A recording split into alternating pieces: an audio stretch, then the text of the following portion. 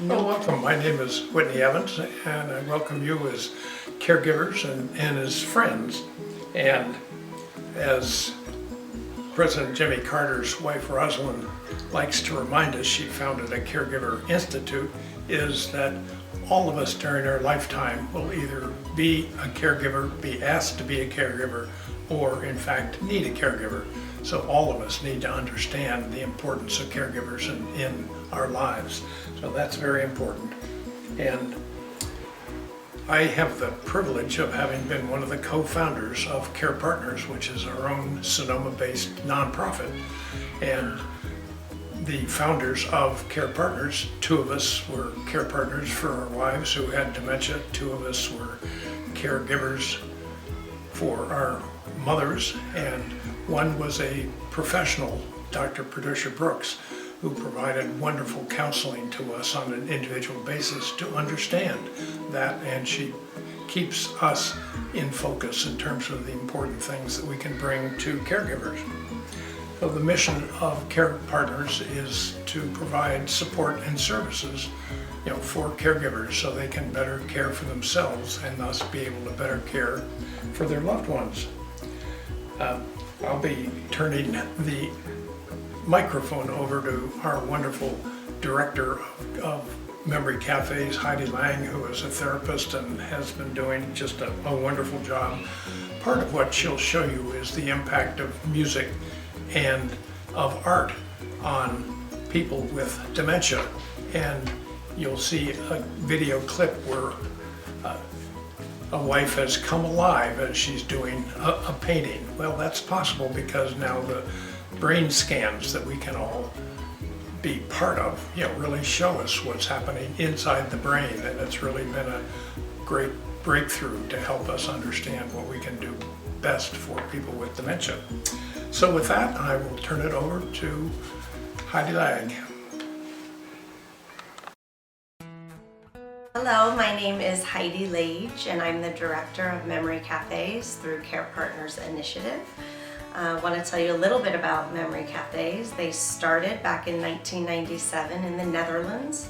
There are now over 800 worldwide, and as of July 2024, when this is being filmed, we are the only memory cafe in all of Sonoma County. A goal of Memory Cafe is to reduce isolation for both the person with memory loss and their caregiver. The Surgeon General noted that social isolation is as bad for your health as if you had 15 cigarettes a day. So our goal is to bring people with memory loss and their caregiver into a sense of community where they feel welcomed and they feel comfortable. At Memory Cafes, we have many different ways of engaging loved ones with dementia and their caregivers through music, singing, dancing, guest artists, painting, crafts. We've planted succulents, we've decorated cupcakes. We are constantly coming up with new ideas.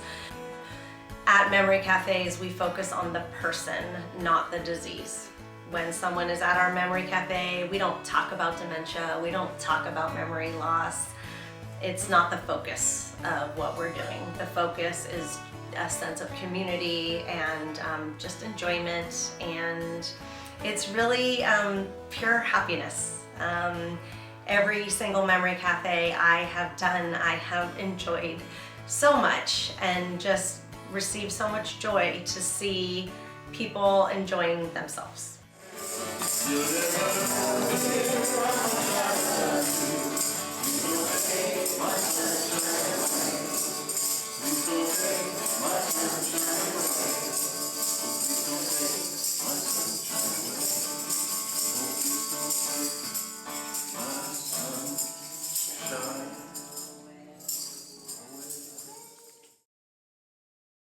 Everybody's different and their needs are different.